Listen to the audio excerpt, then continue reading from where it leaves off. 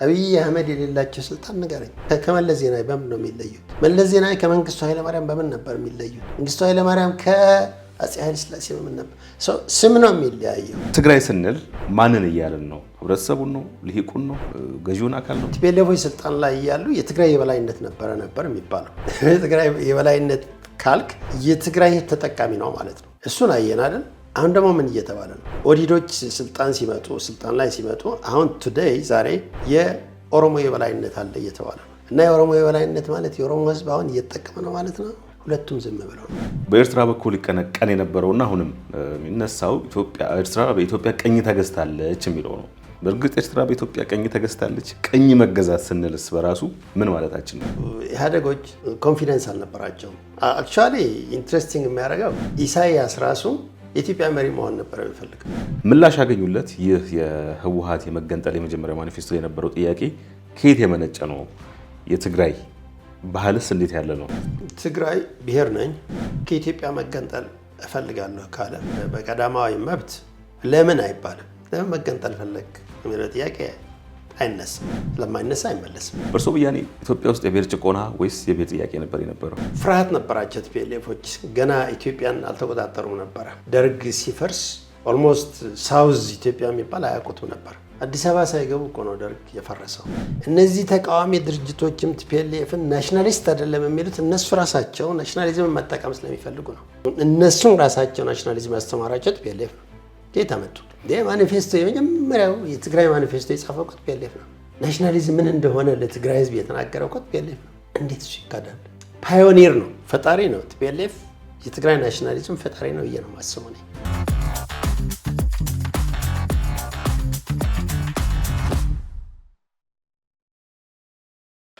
ጤና ይስጥልን የአዲስ ማለዳ ተከታታዮች እንደምሰንብታችኋል። ወቅታዊ ዝግጅታችን ተጀምሯል። የዛሬው እንግዳችን አቶ ሙሉጌታ አረጋይ ናቸው። አቶ ሙሉጌታ የህግ ተመራማሪ ናቸው። መጽሐፍትንም አሳትመዋል። ለአብነት ዲቪ ሎተሪ፣ አብራክ እንዲሁም ህግ ሲዳኝ የተሰኘ መጽሐፍን ከዚህ በፊት አሳትመዋል። በህግ አምላክ የተሰኘ ደግሞ ተከታታይ የቴሌቪዥን ድራማም ደርሰው አስተላልፈዋል ማለት ነው። በቅርብ በወርሃ የካቲት ደግሞ ሀገረ ትግራይ የተሰኘ አነጋጋሪ መጽሐፍን ለንባብ አብቅተዋል። ይህንኑ ሀገረ ትግራይ የተሰኘ መጽሐፍን መነሻ ማድረግ ከእሳቸው ጋር አብረን ቆይታ እናደርጋለን። እስከ ዝግጅታችን ፍጻሜ ድረስ አብራችሁን ብትቆዩ ደስ እንሰኛለን።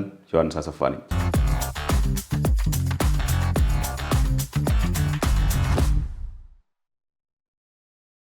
አቶ ሙሉጌታ በጣም አመሰግናለሁ። እኔም አመሰግናለሁ። ጥሩ።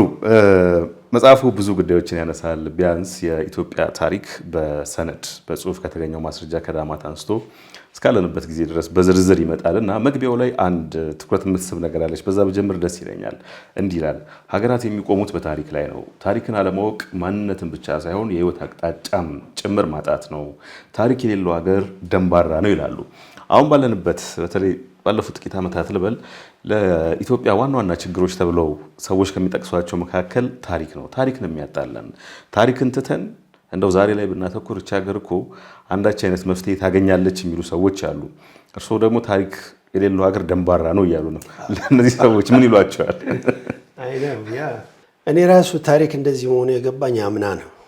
ገብተዋል። ይሄ መጽሐፍ ለመጻፍ ታሪክ ሳነብ ነው እና በእውነት ያሳፍራል ታሪክ አለማወቅ ማለት። አሁንም አውቄያለሁ እያልኩኝ ሳይሆን ግን አሁንም የማውቀው እኔ አላውቄያለሁ። አምና ወይ ከዛ በፊት የነበረኝ ግንዛቤ በጣም ነው የቀረመኝ ታሪክ እንዴት ኢምፖርታንት እንደሆነ እና በዚህ አኳያ የታሪክ ሰዎቻችን ምሁራኖቻችን አይ ቲንክ ጥሩ ስራ ያሰሩ አይመስለኝም። ማለት ታሪክ የሚገባውን ቦታ ያገኘ አይመስለኝም ኢትዮጵያ ውስጥ። ይሄ በሚዲያውም በመጽሐፍትም ቢሆን ተደራሽነቱ ማለት ነው። ዲስኮርሱ ላይ ይሄው እኔ ደንቆሮ ሆኜ ቆየሁ እኮ። እኔ እኮ ደንቆሮ መሆን አልነበረብኝ፣ የሆነ መጨቅጨቅ ነበረብኝ። እና በዛ ሳየው አሁን እስቲ እኔ ታሪክ ስጽፍ ይታይ ሪዲክለስ እና ታሪክ ሉክ ለምሳሌ በግለሰብ ደረጃ እዛም አለ አንድ ጸሐፊ ጠቅሻለሁ። ምን ይላል? ታሪክና ትውስታ ያወዳድራል። ለምሳሌ እኛ አለን አይደል? አሁን እዚህ መጥታችኋል እናንተ ከየት እንደመጣችሁ ባታውቁ አሁን ትውስታችሁ ቢጠፋ ምን የሚፈጠር ይመስላል? ከባዶ መጀመር እዚህ ትቀራለህ። ገብቶሃል? እስካሁን ያለው ነገር ቢጠፋ የተለያዩ ፊልሞች ያሳያሉ አይደል? እንደዚህ የሆነ አደጋ ያጋጥመና ትውስታ ይጠፋል። ከዛ በኋላ ምንድን ነው አስበው።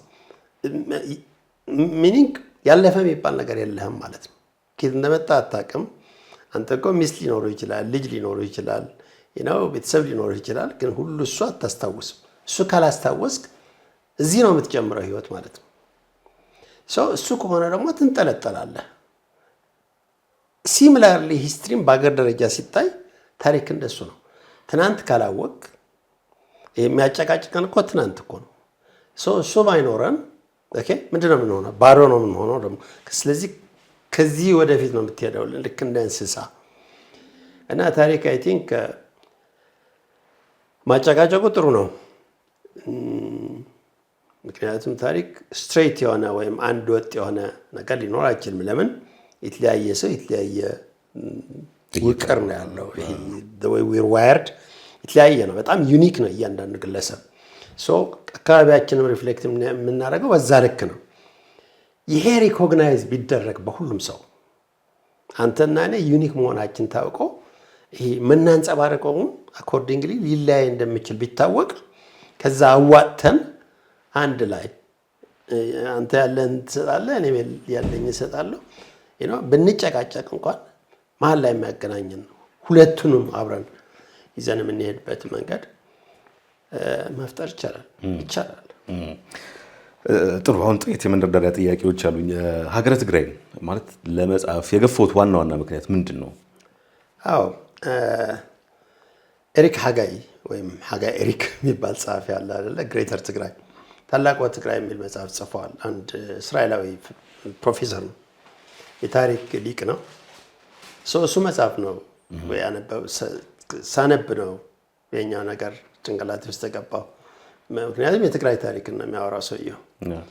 እኔ ከድሮም ጀምሮ ይሄ የመገንጠል ሀሳብ ጭንቅላት ውስጥ ገብቶ አያውቅም። ኢትዮጵያ መገንጠል ይጠቅማታል ብዬ አላስብም። እኔ በኢትዮጵያ አንድነት ነው የማምነው። አክቹዋሊ ኢትዮጵያ ብቻ ሳይሆን ሁሉም ሀገር አንድ ቢሆን ነው። እኔ እያንዳንዱ ሀገር አንድነቱ ጠብቆ ቢጓዝ ነው። ተጨማሪ ሀገሮች የሚያስፈልጉን አይመስለኝም ብዬ ነው የማስበው። እና እንደሱ አይነት ነበረኝ። ሰውየውን ሳነባው ስለ ትግራይ እና የመገንጠል ጥያቄ ነው የሚያወራው እና በጣም ነው የገረመኝ የትግራይ ታሪክ። ሰውየው እንደጻፈው ሳነባው እንደዚህ ነው እንዲህ ታሪኩ። ልተረጉሞ ነበር የፈለግኩት መጽሐፍ። ከዛ ምን አሰብኩኝ፣ ወይ መተርጎም ብቻ በቂ አይደለም። ምክንያቱም እሱም ያላወራው ነገር አለ። ለምሳሌ የህግ ጥያቄዎችን አላነሳቸውም እሱ። እርስዎ ደግሞ ባለሙያ ነው። ስለዚህ ለምን እሱን ሰውዬ እንደ ማስረጃ አድርጌ ወይም ታሪክን እንደ ማስረጃ ተያያዥ የሆኑ ነገሮችን እያነሳው ከዛ እኔ ማውራት የምፈልገውን ነገር ለምን አላወራም? ያው እንደ ጠበቃ ወይም እንደ ህግ ተማሪ ማለት ያ መጽሐፍ ነው ኢንስፓየር ያደረገኝ። በጣም አሪፍ። እስቲ ስለ ብሔር ጉዳይ እናውራ። የብሔር ብያኔን በተመለከተ የኢትዮጵያ ህገ መንግስትና ጆሴፍ ስታሊን የሰጡት ትርጓሜ ለየቅል ነው ይላሉ። ስታሊን እንደ ስታሊን ብያኔ ቢሆን ኢትዮጵያ ውስጥ ብሔር የለም ማለት ይቻላል ይላሉ። በኢትዮጵያ ፖለቲካዊ ተዋጽኦ ወይም ዲስኮርስ ውስጥ ደግሞ ብሔር የሚባለው ነገር ምን ያህል ጥልቅ እንደሆነ ምን ያህል ርቀት እንደሄደ እናውቃለን። እና በእርሶ መጽሐፍ ላይ ሀገረ ትግራይ ላይ በስታሊን ብያኔ ከሄድን ምክንያቱም እነዛ ኮሚኒስት ሰዎች መነሻቸው እሱ ስለሆነ ብሔር አትሆንም ትግራይ። አክቹዋሊ ሌላውን ብሔር ሊሰራ ይችላል። ብሔር ላይ ምን ማለት ነው?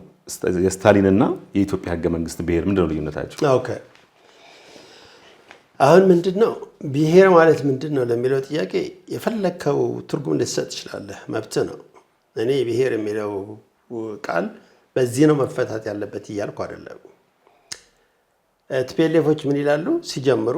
ብሔር ማለት 5 ነገሮች ያሟላ ነው ብለው ነው የሚነሱት እና 5 ደግሞ የወሰዱት ከስታሊን ነው። እነሱም አይደብቁም። ስለዚህ የስታሊን የብሔር ትርጉም ነው ትክክለኛ ብለው ነው የሚያስቡት። በዚህ መሰረት ትግራይ 5ቱን ታሟላለች ይለዋል። እሱን ነው ያየሁት እኔ። ለነገሩ አሁን ለመጀመሪያ ጊዜ ያየሁት አይደለም፣ ድሮም ባጭሩ የትግራይና የቲፒኤልኤፍ እና የስታሊን ልዩነት ምንድን ነው? ባጭሩ ማለት ነው ስታሊን የሚለው ብሔር ከካፒታሊዝም እድገት ጋር ነው የሚያገናኘው፣ ከማርኬት ጋር ነው የሚያገናኘው፣ ከገበያ ጋር እና ካፒታሊዝም ባልዳበረበት ሀገር ብሔር ብሎ ነገር የለም ነው የሚለው። አክቹዋሊ ምን ይላል? ጆርጂያን ጨምሮ ራሽያን ብሔሮች አይደሉም። ምክንያቱም ራሽያ ውስጥ ከአንድ ቋንቋ በላይ ይነገራል። ጆርጂያም ውስጥ ለነገሩ ከአንድ ቋንቋ በላይ የማይነገርበት ሀገር መኖሩ እኔ አላውቅም። ሰው በስታሊን መለኪያ ስታሊን መለኪያ ማሟላት በጣም ከባድ ነው። ብቻ ዋናው ከካፒታሊዝም ጋር ማገናኘቱ ነው። ለዚህ ነው አየህ ቲፒኤልኤፎች የሆነ ምንድነው ጉባኤ ጠርተው የሆኑ ኮሚኒስቶችን ከጀርመን ጋበዙ እና ጀርመናዊ ኮሚኒስት መጣ። መጽሐፉ ላይ የተጠቀሰው ከትግራዮች ተቃያቶቻችን አሁን ያሉ ፋብሪካዎች ነው የሚለው ትግራይ በረሃ ውስጥ ገብቶ ሲጓዝ አንድም ፋብሪካ ያዩ ጭንቅላት ውስጥ ያለ ምንድነው ካፒታሊዝም በሌለበት ማርክሲስት ሌኒኒስት ኦርጋናይዜሽን ብለው መፍጠር አልገባ ብሎታል። ኤግዛክትሊ ኢትዮጵያ በተለይ ትግራይ ደግሞ ከኢትዮጵያም ትግራይ ከካፒታሊዝም ጋር ማገናኘት ሪዲክለስ ነው። ገና ኢትዮጵያ በአጠቃላይ ገና ካፒታሊዝም ጋር ባልተዋወቀበት ያውም ይሄ 50 ዓመት በፊት ነው። አስበው 68 ነው ማኒፌስቶ የተጻፈው። ፕራይመርሊ ይሄ ራሱ ይጥለዋል፣ ዴፊኒሽኑን አያሟላም። እሱ ምንድነው የሚለው ካፒታሊዝም ደረጃ ላይ ያልደረሰው ብሔረሰቦች ናቸው ይላል። እሱ ብሔርና ብሔረሰብ ልዩ ናቸው ነው የሚለው ስታሊን ቬሪ ክሊር። እና ከዛም የአይደንቲቲ ጥያቄ ያነሳል የኢትዮጵያ ህገ መንግስት። ስታሊን ስለ አይደንቲቲ አያወራም። ምክንያቱም አይደንቲቲን ይሰብራል ካፒታሊዝም። ካፒታሊዝም እያደገ ሲሄድ ብሔረሰብ የሚባል ነገር ስለሚሰብር ብሔርና አገርን የማመሳሰል ቴንደንስ ያለው ማርኬት አንድ ያደርጋል ተብሎ ለዚህ ነው ማርክሲስቶች ናሽናሊዝም ላይ ብዙ ትኩረት የማያደርጉት። ምክንያቱም ፕሮሊታሪያን ኢንተርናሽናሊዝም ይሄ ዓለም አቀፋዊነት ናሽናሊዝምን ይሰብረዋል ብለው ያስቡ ስለነበረ እና ስታሊን ፖለቲካ ማኒፌስቶ ነው የጻፈው። ለዛ ፐርፐዝ ነው ሶቪየት ዩኒየን ሲፈጠር ለሶቪየት ዩኒየን ተብሎ ነው ፖለቲካል ማኒፌስቶ።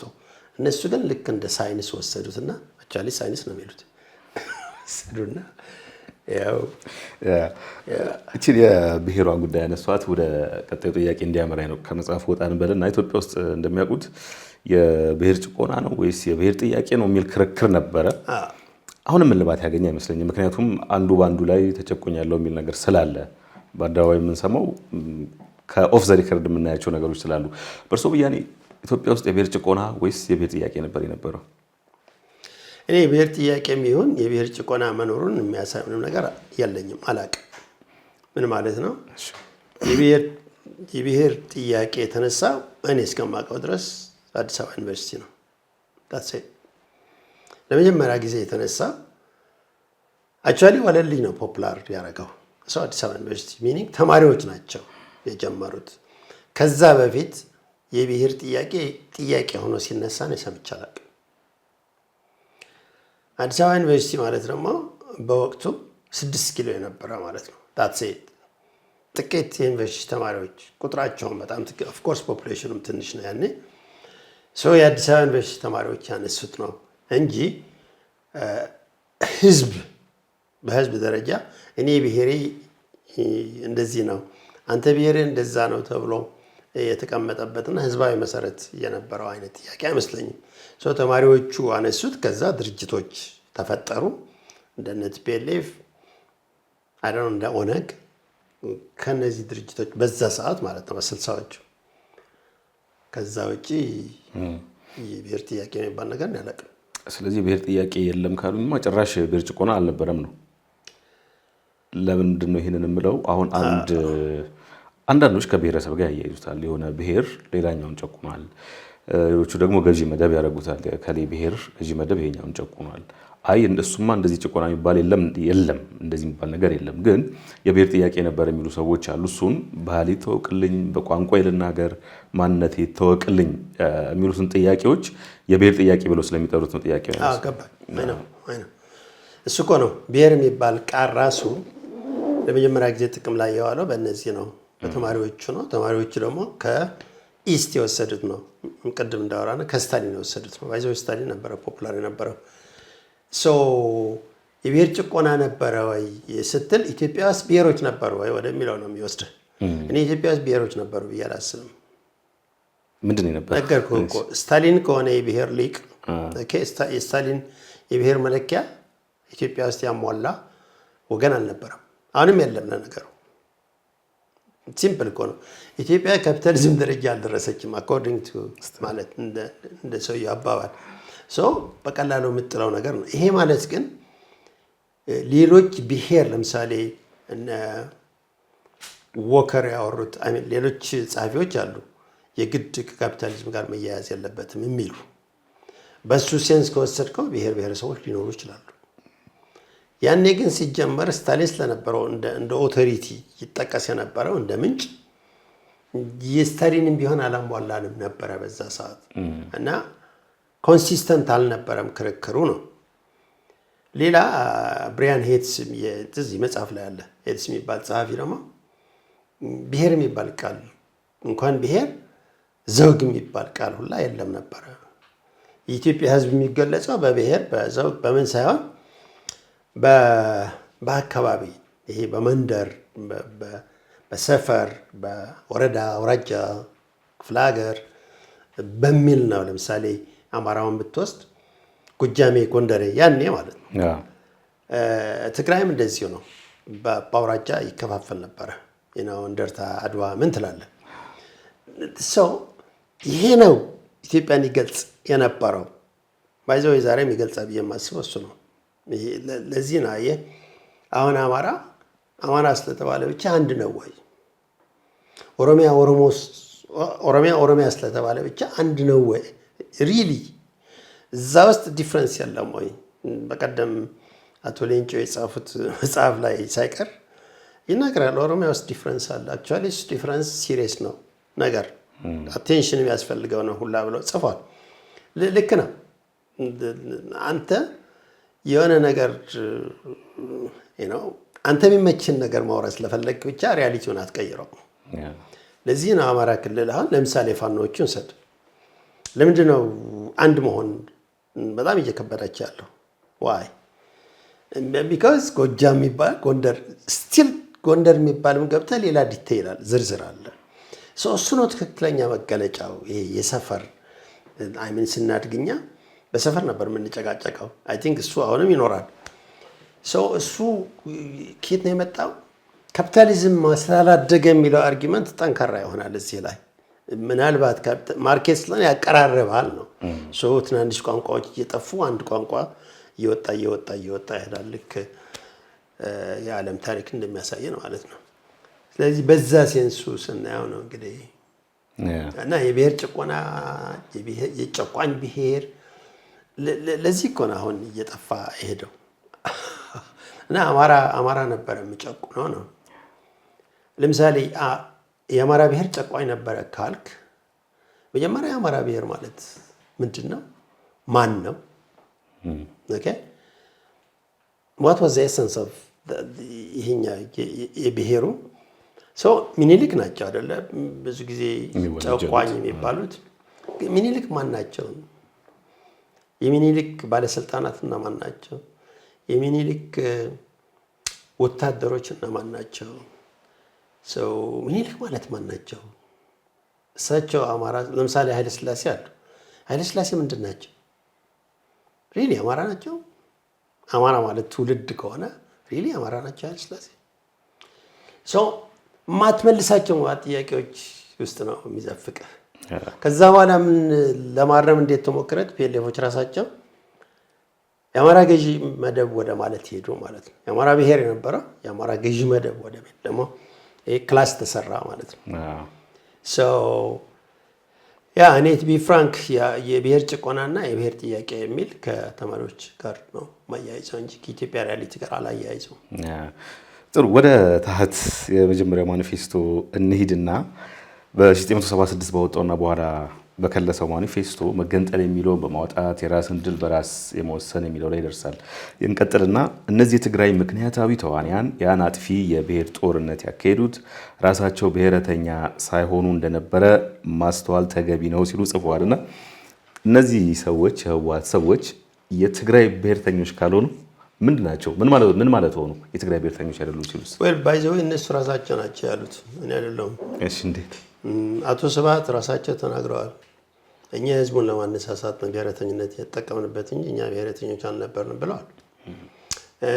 ማነው ፕሮፌሰር አለምሰገድ አባይ ኢንተርቪው አድርጓቸዋል ባለስልጣኖች ነው። እኛ ብሔረተኝነትን ህዝቡን ለመቀስቀስ ነው የተጠቀምንበት እንጂ እኛ ብሔረተኞች አልነበርንም። እሷይ መጨረሻም ስታየው ሰሜን ሸዋ ሲደርሱ ኢህአዴግ የሚባል ፈጠሩ። ሰሜን ሸዋ ላይ ነው የፈጠሩት። ወደ አዲስ አበባ እየተጠጉ ደርግ እንደሚያሸንፉ ሲታያቸው የኢትዮጵያ መሪ የኢትዮጵያ መንግስት መሆን እንደሚችሉ ሲያውቁ ሲሪየስ ችግር ተፈጥሮ ነበረ። ታጋዮቹ በቃ እንሲሉ መሪዎቹ ግን እንደ የሃይማኖት መሪዎች ሳይቀሩ ገብተውበታል ታጋዮችን ለማሳመን። So that tells you of course ለስልጣን የተደረገ ትግል እንደነበረ ግልጽ ያደርገዋል በዛ ሰዓት። እና ለነገሩ ናሽናሊዝም ዋና ዓላማው ስልጣን ነው። ሄዶ ጎሉ ስልጣን ነው። በዘሬ ላይ ኪተር ነው። ሰዎችም በእርግጥ በተለይ የትግራይ ፖለቲካ ልሂቃን ዘንድ ህወሓትን እንደ ትግራይ ብሔርተኛ አድርገው አያዩትም፣ አይቀበሉትም። በኋላ ልመጣበት እንችላለን የነባይቶናን ጉዳይ። ግን ደግሞ አንዳንዶች ሰፋ አድርገው የኤርትራ ብሔርተኛ ነው ይሉታል ህወሓትን። ለትግራይ ወይም ለኢትዮጵያ ካደረጋቸው ነገሮች ይልቅ ለሻዕቢያ ወይም ለኤርትራ የዋላቸው ነገሮች ይበዛል በሚል ከድርጊቱ በመነሳት የኤርትራ ብሔርተኝነትን ይሰጡታል፣ ይገዙታል። ይናሳ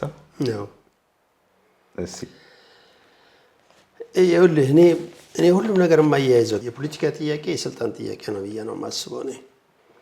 ግን እሱ በተለያየ ጀስቲፊኬሽን ልትሰጠው ይችላል። የተለያየ ማሳመኛ ነገር። ቲፒኤልኤፎች ከኤርትራ ጋር ያላቸው ግንኙነት የስልጣን ጥያቄ ነው ብዬ ነው የማስበው። ለምሳሌ አብረው ሲገቡ ያኔ ሻዕቢያ ኤርትራ ነፃ ወጣ። ኢህአዴጎች ደግሞ አዲስ አበባ ሲገቡ በኢህአዴጎችና በሻዕቢያዎች የነበረው ግንኙነት እናውቃለን። ጦርነቱ እስኪጀመር ድረስ ምንድን ነው የነበረው? ሻዕቢያዎች የነገሱበት ሰዓት ነበረ። አዲስ አበባም ቢሆን ኢትዮጵያም ቢሆን እንደፈለጋቸው የሚያደርጉበት። ይሄ የአቶ ገብሩ አስራት የጻፉት መጽሐፍ ውስጥ ታገኘዋለህ ዝርዝር። እሳቸው እዛ ነበሩ፣ ባለስልጣን ነበሩ፣ ያውቃሉ። ሌሎችም ባለስልጣናት በግልጽ ያወሩት ነገር ነው። ሰው ያ የሚያሳይ ምንድነው? ኢህአዴጎች ኮንፊደንስ አልነበራቸውም። አክቹዋሊ ኢንትረስቲንግ የሚያደርገው ኢሳያስ ራሱ የኢትዮጵያ መሪ መሆን ነበር የሚፈልገው። የምር ነው ግን ይፈልጋል፣ እሱ ይፈልጉ ነበር። አጌን አሁንም ሶርሱ ማን ነው? ስብሃት ነጋ ናቸው። ክሬዲብል አድርገን መውሰድ እንችላለን። እሱ እኮ ነው የስልጣን ጥያቄ የምልህ፣ ገብተዋል። እና እሱ መገንጠሉ የሚቀር ከሆነ የኤርትራ ያየህ ሰው ኢንተርቪው ያደረገው ስብሃትን አይተህ ይሆናል። እና አሜሪካን ኢንቮልቭድ ሆነው ነበረ። ዩ ሪሊ ዋንት ቱ ጎ ሴፐሬትሊ፣ መገንጠል ትፈልጋለህ የእውነት? ለምን አንዱ ናችሁ? እና ሂ ዋዝ ኢንትረስትድ ይህ ሰውዬ ፕሬዚደንት ኢሳያስ። ከዛ አናግረዋቸዋል ቲፒኤልኤፎችን። እነሱ አይፈልጉም፣ ግን እሺ አሉት። ኦኬ ዩ ካን ጆይን አስ አሉት። ከዛ በጎን ምን አደረጉ? ጀነራሎቹን ነገሩበት። የኤርትራ ጀነራሎች ኢንፎርሜሽኑን ጀነራሎች ጋር እንዲደርስ ራሱ ከማድረሱ በፊት እነሱ አደረሱት። ሰው ጀነራሎች አበዱ። እኛ ለነፃነት የሁሉ ዘመን ታግለን ጭራሽ እንደገና ነው። ከዛ ሊያድሙ አሚን እነሱ ሲወጥሩት ነው እንደዛ ላልኩም ተብሎ ተካደ።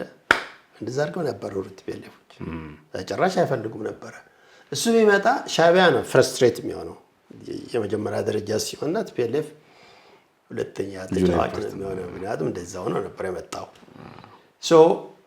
ሌላው ፍርሃት ነበራቸው ቲፒኤልኤፎች። ገና ኢትዮጵያን አልተቆጣጠሩም ነበረ። ደርግ ሲፈርስ ኦልሞስት ሳውዝ ኢትዮጵያ የሚባል አያውቁትም ነበር። ግን አዲስ አበባ ሳይገቡ እኮ ነው ደርግ የፈረሰው፣ መንግስቱ ኃይለማርያም ሲሸሽ ማለት ነው።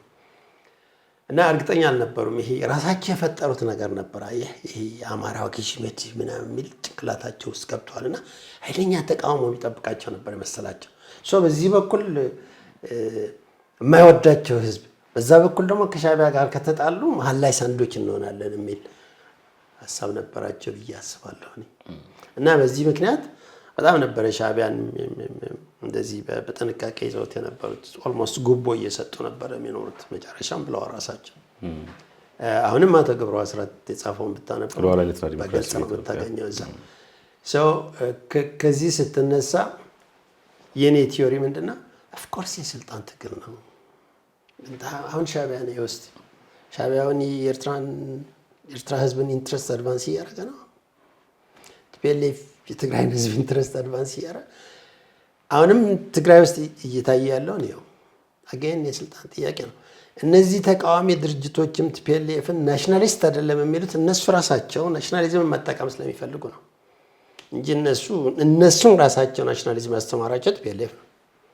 ከየት አመጡ? ማኒፌስቶ የመጀመሪያው የትግራይ ማኒፌስቶ የጻፈው ቲፒኤልኤፍ ነው። ናሽናሊዝም ምን እንደሆነ ለትግራይ ህዝብ የተናገረው ቲፒኤልኤፍ ነው። እንዴት እሱ ይካዳል? ፓዮኒር ነው፣ ፈጣሪ ነው። ቲፒኤልኤፍ የትግራይ ናሽናሊዝም ፈጣሪ ነው ብዬ ነው የማስበው። ከዛ በፊት በዛ መልኩ እንኳን በተደራጀ ባልተደራጀ መልኩ የትግራይ ናሽናሊዝም ሲቀነቀን ያላቅም። ከቀዳማዊ ወያኔ ጋር የሚያያዙት ነገር በእርግጥ በመጽሐፉ ዲባንክ ያደርጉታል። ግን ቀዳማዊ ወያኔ ከዛ ቲፒኤልኤፍን እንደ ሁለት ማየት ከዛ ደግሞ አሁን እያያዝ ባለ አቅም በእርግጥ ሳልሳይ ወያኔ ትግራይ የሚባል ፖለቲካ ድርጅት አለ እና ከቀዳማዊ ወያኔ ጋር የሚያገናኘው ነገር የለም። ወል የቀዳማዊ ወያኔ ዓላማ ምን ነበረ ነው? ለምንድን ነው ያ እንቅስቃሴ የተጀመረው? ፍላጎትስ ምን ነበረ? ተጫዋቾች፣ ተዋናዮች እነማን ነበሩ የሚል ጥያቄ ስታነሳ ከብሔረተኝነት ጋር የሚያያይዘው ምንም ነገር አታገኝም። መጀመሪያ ትግራይ እንዳለ አልተነሳም። የተወሰነ አካባቢ ነው ከትግራይም ቢሆን አክቹዋሊ እሱን የተቃወሙ የትግራይ አካባቢዎችም ነበሩ። መጨረሻ ሲመታ የተሳተፉ ራሱ ንቅናቄው ማለት ነው የተቃወሙና የተወሰነ በአካባቢ እና ደግሞ ይሄ ከፍራስትሬሽን የተነሳ ይሄ የግብር በዛብን፣ የአስተዳደር ችግር አለብን፣ ወታደሮች የመንግስት ወታደሮች እየጨፈጨፉን ነው እና ተጠይቆ መሪዎቹ የወያኔ መሪዎች እነሱም የራሳቸው ኢሹ ነበራቸው። መሪዎቹ ስልጣን ሽኩቻ ነበረ እና የተለያዩ ገበሬዎች፣ ሽፍቶች የነበሩ የተለያዩ ወገኖች የተሳተፉበት ነው እና እንደዚህ የተደራጀ ወይም ዓላማ ግልጽ የሆነ እንቅስቃሴ አልነበረም። ግን ወያኔዎች ስማርት ሆኑ። ኋላ ታሪክ ቅድም ያልነው ማለት ነው ታሪክ መፍጠር ፈለጉ። እኛ አይደለንም እየጀመርን ያለ ነው። የትግራይ ህዝብ እኮ ታሪክ አለው የብሔረተኝነት ታሪክ ብለው እሱን ልክ እንደ ብሔራዊ እንቅስቃሴ አድርገው አያያዙት። ያኛው ግን በቃ አንደር ኢትዮጵያን ፍላግ ነበር አይደል? እንቅስቃሴው አብሶሉትሊ የቀዳማዊ ወያኔ አንደር ኢትዮጵያን ፍላግ ነው። ዮሐንስን ሃይማኖታችን የዮሐንስ ሃይማኖት ነው የሚሉት የአፄ ዮሐንስን ማለት ነው። አፄ ዮሐንስን ሪኮግናይዝ ያደርጋል። የኢትዮጵያን ባንዲራ ሪኮግናይዝ ያደርጋል። የመገንጠል ጥያቄ ተነስቶ አያውቅም፣ አላነሳም። ኤሪክ ሃጋይም የሚለው እሱ ነው አይደለም። ብሶት ነው ባይዘወይ ትግራይ ብቻ አይደለም እንደዛ የተነሳው ባሌም ጎጃም ተፈጥሮ ያውቃልና ያው እዚህ ሎካል አድሚኒስትሬሽኑ was against the administration እና በብዛት ትግራይ በትግራይ ተወላጆች ነበረ አስተዳደር የሚሰራው። አስተዳዳሪዎቹ ትግሬዎች ነበሩ እና primarily it was against that system። ከዛ በኋላ ነው ኮርስ ከዛ በኋላ ሌላ ታሪክ ነው። ስለመገንጠሉ ካነሳን አይቀር ያን ማኒፌስቶ ገጽ 131 አካባቢ ያለ ሀሳብ ነው። ሻዕቢያ ያየውና አንድ የኤርትራ የቅኝ ግዛት ጥያቄ ነው ብሎ ህወሓት መቀበሉን በበጎ ተመልክቶታል፣ ደስ ብሎታል። በአንጻሩ ግን የመገንጠል ጥያቄ ማንሳቱን ተቃውሞታል። እሱ የራሱ ምክንያት የተዘረዘረበት አለ። ከዛ በፊት ስለ ኤርትራ ትንሽ እንቆይና ወደዚህኛው ጥያቄ እመለሳለሁ። በኤርትራ በኩል ይቀነቀን የነበረውና አሁንም የሚነሳው ኤርትራ በኢትዮጵያ ቀኝ ተገዝታለች የሚለው ነው። ስለዚህ እናወራበት። በእርግጥ ኤርትራ በኢትዮጵያ ቀኝ ተገዝታለች? ቀኝ መገዛት ስንልስ በራሱ ምን ማለታችን ነው? እሱ ላይ እሱ ኮንትሮቨርሻል ነው ብዬ ነው ማስበው። እኔ ያነበብኩት ሚኒሊክን እንደ አፄ ሚኒሊክን እንደ ቅኝ ገዢ፣ ምክንያቱም ያኔ ቅኝ ገዢዎች እነ ፈረንሳይ እነ እንግሊዝ እነ ጣሊያን ምን ከነሱ እኩል ነበረ የሚንቀሳቀሱት ሚኒሊክ የሚል ለክርክር የሚያቀርቡ ሰዎች አሉ። ሚኒሊክም ተናግረው ያውቃሉ ራሳቸው። እስከ ኬንያ ሁላ ሄዳለሁ አይነት እስከ ሱዳን የኔ ነው በሚል የተናገሩበት ጊዜ እንዳለ አይቻለሁ። ከዛ አንገል አንዳንድ ጸሐፊዎች ምን ይላሉ? ምን ነበረ ልዩነታቸው ከጣሊያን እና ከፈረንሳይ ከእንግሊዝ? ምንድን ነው ልዩነታቸው? እነዛ የሚስፋፉ ነበር፣ እሳቸውም አንድ አይነት ነው የሰሩት። ምንም ልዩነት አልነበረውም። በዛ ሴንሱ እሳቸውም ኢምፔሪያሊስት ነበሩ። ኢትዮጵያ ኢምፓየር ናት ብለው የሚከራከሩ አሉ። እንግዲህ እና ማርክሲስቶች ለምሳሌ እና አይቀበሉም። ኦፍኮርስ ማርክሲስት ሆነ ስታየው ምንድነው ኮሎኒያሊዝም ከባክወርድ ኢኮኖሚ ጋር አይሄድም። ኢትዮጵያ ኮሎናይዘር ልትሆን አትችልም። ምክንያቱም የካፒታሊዝም ፕሮብሌም ነው ኮሎኒያሊዝም፣ ማርኬት ፍለጋ እና ርካሽ ዕቃ ወደ መቀራመቱ የሚሄደው እሱ ኢትዮጵያ እንዴት ነው እንደዛ የምትሆነው? በጣም ባክወርድ ሀገር ነው። እና ማርክሲስቶች አውትራይት ላይ አይቀበሉትም። እንደ ኮሎናይዘር ኢትዮጵያን አይወስዷትም። ግን ላይክ አይ ሴድ ኢትዮጵያን እንደ ኢምፔሪያሊስት ካያት እንደ ኢምፓየር፣ ኢትዮጵያ ኢምፓየር ነበር የሚሉት አይደል ኢምፔረሮቹ ራሳቸው። በዛ ሴንስ ስታየው ኢትዮጵያ ኢምፓየር ናት። ተርፎር እኛ ዌር ሰብጀክትስ የኢምፓየሩ በጉልበት ታስከብሮ ጨፍልቆ የያዘንን የሚሉ ናቸው። በተለይ የኤርትራ የሚገርመው ምንድነው ሚኒሊክ እስኪመጡ ኤርትራ የሚባል ነገር አልነበረም። አፄ ዮሐንስ ሲሞቱ ነው ኤርትራ የሚባል ጣሊያኖች ኮምፕሊትሊ ሲይዙት ያ ክፍል ለመጀመሪያ ጊዜ ኤርትራ የሚል ነገር የመጣው። እስከዛ ድረስ ግን ከትግራይ ጋር እንደሆነ ሰሜን ነበር የሚባለው። በተለይ ይሄ ሃይላንዱ ይሄ ምንድነው ሀማሴን ምን የሚሉት አካባቢ ትግርኛ ተናጋሪ ከትግራይ ጋር አይደንቲፋይድ አንድ ሆኖ ነበር የሚታየው። ማነው አሉላ ያስተዳድሩት የነበረው ማለት ነው ከአስመራ ሆነው። ከዛ በፊት ጭራሽ እነሱ ኮሎናይዝ ነበርን ካሉ ማን ነው ኮሎናይዝ ያደረጋቸው? ኢትዮጵያ ከተባለ ማን ኢትዮጵያ? ያኔ ኢትዮጵያ ማን ነው? እንግዲህ ከሚኒሊክ በፊት ዮሐንስ ነው የነበሩት። ዮሐንስ ናቸው ኮሎናይዝ ያደረጓቸው ወይስ ኮሎኒያሊዝሙ የተጀመረው ኋላ ከተቀላቀሉ በኋላ ነው? እሱም ሌላ መነሳት የሚችል ጥያቄ ይመስለኛል። ወደ ቅድሙ እንመለስ። ወደ ማኒፌስቶ ሻዕቢያ ተቃወመ እያለ ነበረ። የተቃወመበት ምክንያት ምን ነበር?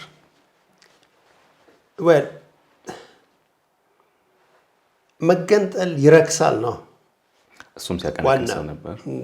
ምክንያቱም እነሱ ማለት አንዳንድ ጸሐፊዎች የሰጡት ትርጉም ይረክሳል።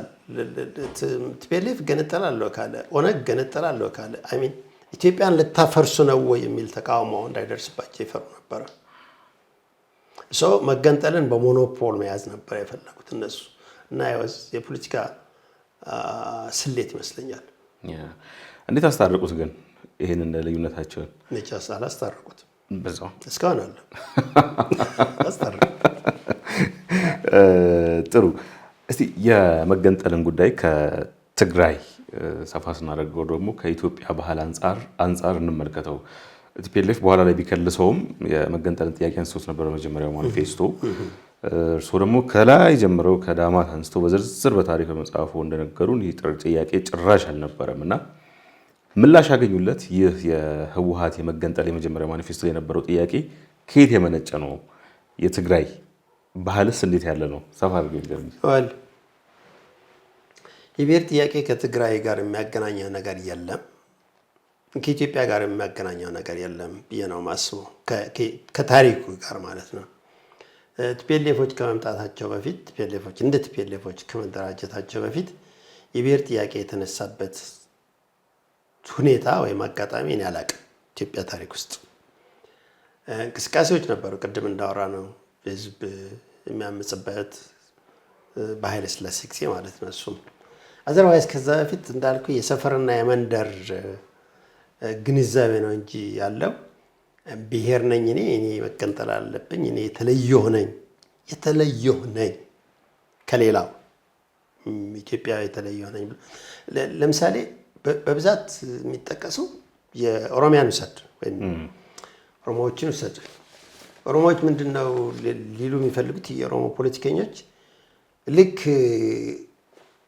ኦሮሚያ የሚባለው ዛሬ ለመጀመሪያ ጊዜ በሚኒልክ ከኢትዮጵያ ጋር እንደተገናኘ አድርገው ነው ያቀርቡት። እሱ እንዳልሆነ ይታወቅ። ቢያንስ በ16ኛ ክፍለ ዘመን የኦሮሞ ሙቭመንት የሚባለው እንኳን ብትወስድ ከሚኒልክ በፊት ነው የተፈጸመው። ኦልሬዲ ከሚኒልክ በፊት ትግራይ ደርሰዋል ኦሮሞዎች። እንዴት እሱን ኢግኖር ልታደርገው እንደምችል አላውቅም። በዚህ ጉዳይ ዝርዝር ማወቅ የሚፈልግ ሰው ፕሮፌሰር መሐመድ ሐሰን የሚባሉ የኦሮሞ ተወላጅ አሉ። እሳቸው የጻፏቸው ማት መጽሐፍት አሉ። የኦሮሞ አይመስሉኝም ካልተሳሳትኩ፣ ወደ ምስራቁ አካባቢ ይመስሉኛል ትውልዳቸው። ፕሮፌሰር መሐመድ ትውልዳቸው ኦሮሞ አይመስለኝም፣ ከምስራቁ አካባቢ የመጡ ይመስለኛል ካልተሳሳትኩ።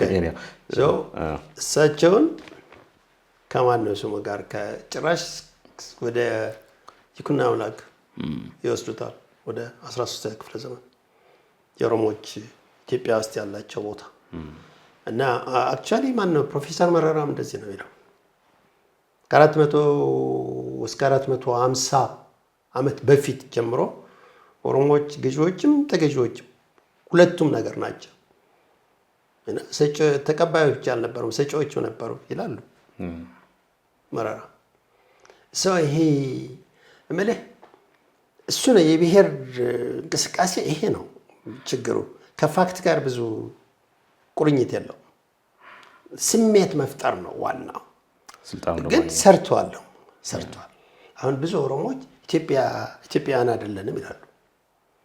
ልክ ብዙ ትግሬዎች ኢትዮጵያውያን አይደለንም አሁን እንደሚሉት ማለት ነው። እና ይሄ አገርን ከአስተዳደር ጋር ማያያዝ ከመንግስት ማለት አድሚኒስትሬሽን ጋር ከስቴት እኮ አይደለም። ስቴት ያው ሀገር ነው።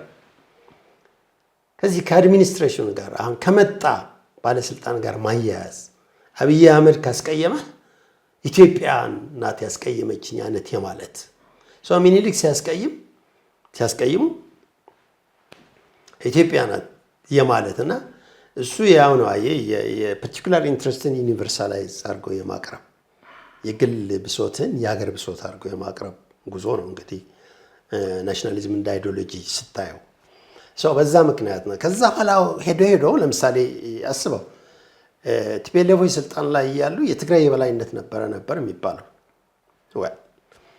የትግራይ የበላይነት ካልክ የትግራይ ተጠቃሚ ነው ማለት ነው። ኦኬ እሱን አየን አይደል? አሁን ደግሞ ምን እየተባለ ነው? ኦዲዶች ስልጣን ላይ ሲመጡ አሁን ቱዴይ ዛሬ የኦሮሞ የበላይነት አለ እየተባለ ነው። እና የኦሮሞ የበላይነት ማለት የኦሮሞ ህዝብ አሁን እየተጠቀመ ነው ማለት ነው።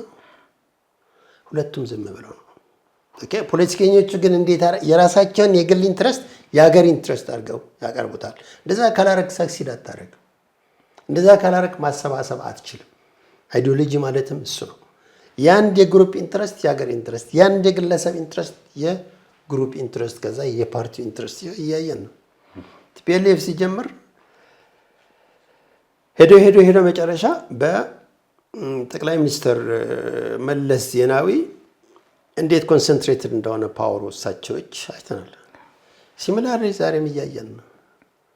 አብይ አህመድ የሌላቸው ስልጣን ንገረኝ ዛሬ ቱዴይ ከመለስ ዜናዊ በምን ነው የሚለዩት? መለስ ዜናዊ ከመንግስቱ ኃይለማርያም በምን ነበር የሚለዩት? መንግስቱ ኃይለማርያም ከአፄ ኃይለ ሥላሴ በምን ነበር? ስም ነው የሚለያየው፣ የስርዓቱ ስም ነው የሚለያየው እንጂ አብሶሉት ፓወር ነው።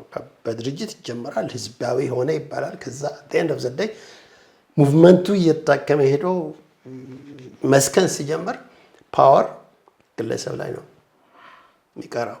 ይሄ የኢትዮጵያ ታሪክ ነው። አሁንም እንደዚህ ነው። አክቹዋሊ ይቀጥላል ብዬ ነው የማስበው።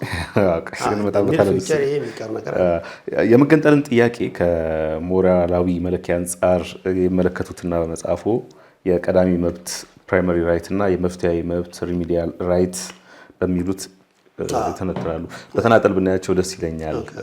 ቀዳማዊ መብት ስንል ምን ማለታችን ነው?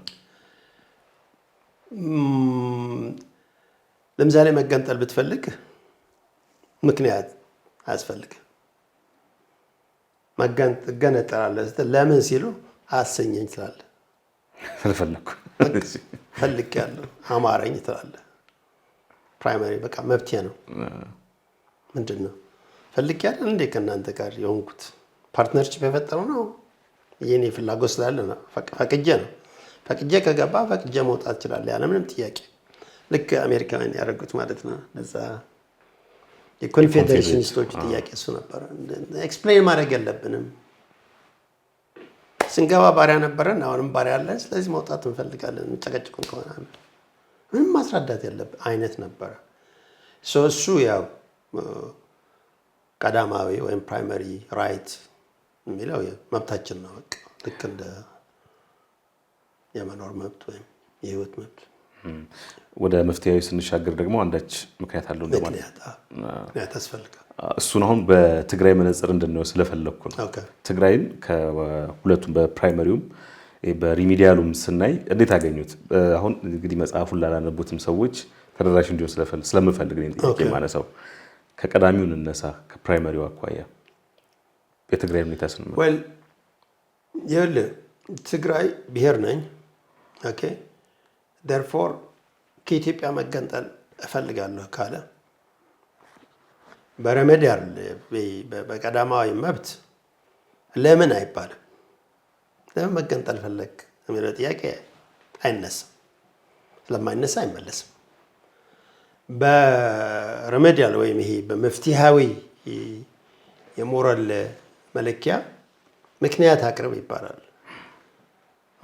ምክንያትማ ተጨፍጭፍ ያለው በጦርነቱ ጊዜ በቅርቡ የተካሄደው ጦርነት አልቅ ያለው ደርፎር ካሁን በኋላ በቀጠል እጎዳለሁ ሊል ይችላል። እንደዛ ካለ በዚህ የሞራል መመዘኛ ልክ ነህ ይባላል ማለት ነው። ያለ ነገር እነዚህ ዝም ብሎ ለውይይት ቀረቡ እንጂ የኢትዮጵያ ሕገ መንግስት እነዚህ መልሷል። ፕራይመሪ ራይት ነው የሚለው የኢትዮጵያ ሕገ መንግስት ያለምንም ቅድመ ሁኔታ ነው የሚለው።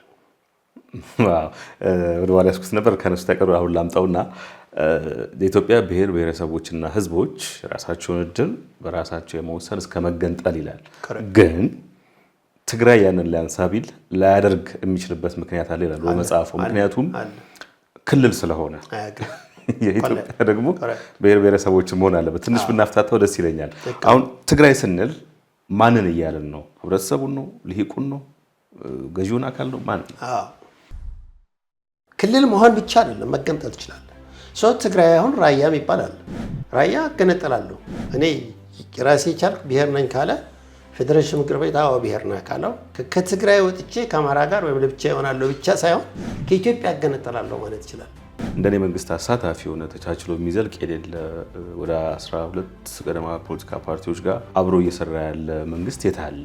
እንደዚህ የተቻቻልንበት ዘመን የለም ይላሉ እኮ። እኔ እኮ ማስረጃ ነው እየፈለኩ ያለሁት።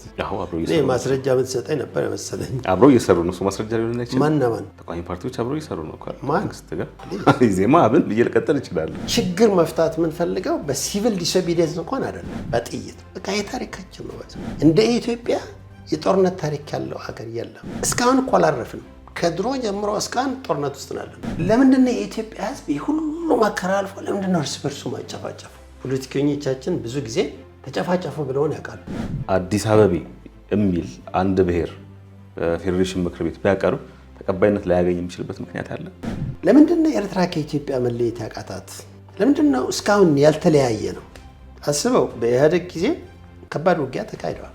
አሁን ብልጽግናዎች ከመጡ በኋላ ደግሞ አስበው ኤርትራ ከብልጽግና ጋር ሆነው ትግራይን ሲወጋ፣ አሁን ደግሞ ቲፒኤልኤፎች ከኤርትራ ጋር ሆነው ብልጽግናን ይወጋሉ። የኢትዮጵያ ህዝብ ሃይማኖተኛ ነው። የኢትዮጵያ ህዝብ ሃይማኖተኛ ስለሆነ መንግስትን ከእግዚአብሔር ጋር ይያይዛል። እግዚአብሔር መንግስት የእግዚአብሔር ፕሮዳክት ነው፣ የእግዚአብሔር ፈቃድ ውጤት ነው። አብይ አህመድ እግዚአብሔር ነው የመደባቸው ብሎ ያስባል የኢትዮጵያ ህዝብ። ትግራይ እኮ ግለሰብ አይደለም። ትግራይ የኢትዮጵያ አካል ነው። እየተቆጣ ሁሉ ይጠፋ የምትለው ከሆነ ትግራይ ብቻ ነው እንደ የተቆጣው? እንዴ የት ላይ ተቀምጠው ነው እነዚህ ባለስልጣናት እያወሩ ያሉት? ኦሮሚያ እገነጠላለሁ እያለ አይደለም እንዴ? አማራ እንኳን ራሱ አሁን የት እንደደረሰ እያየን እንዴት በዚህ ደረጃ በዚህ ሰዓት ልክ የግል ጉዳይ አድርገው በቃ ልክ ምቀኞች የኛ ስልጣን እንዳይረጋጋ ለማድረግ እኮ ነው። ስትፈልጓት ትገነጠሉ እንዴት ይባላል? እንዴት ነው? መንግስትና ሃይማኖት፣ መንግስትና እግዚአብሔር አንድ ናቸው። መንግስት የእግዚአብሔር ተወካይ ነው። ኢትዮጵያ ህዝብ አድሞ ያውቃል። ይህ ሁሉ መከራ እየደረሰበት እኮ ለእግዚአብሔር ሰጥቶ ነው እየኖረ ያለው። እንዴ ለምን ሱዳንንና ኬንያን አናይም? ነዳጅ ተጨመረብኝ ብለዋል እንደሚያብደው ሌላ ሀገር ግን በጣም የሚገርም ኢትዮጵያ ግን መሪዎቻችን በጣም ግድ የለሽ ከመሆናቸው የተነሳ ጭራሽ ህዝቡን መውቀስ ነው። ጭራሽ በተገላቢጦች ምን አይነት ህዝብ ነው ማያመሰግን ይባላል። በጣም የማይገባ ማለት ልክ ህዝቡ ለምኖ በእናታችሁ ግዙን ብሎ ያስቀመጣቸው ይመስል ጭራሽ ዞራ ህዝቡ እየከፋው አይደለም ስትል ይህ የመከራ ህይወት የሚኖር ህዝብ እግዚአብሔርን ለምኖ አምኖ ተመስገን ብሎ እየኖረ ያለ ህዝብ መልሰህ ፖለቲከኞቻችንና ህዝባችን የተለያዩ ናቸው።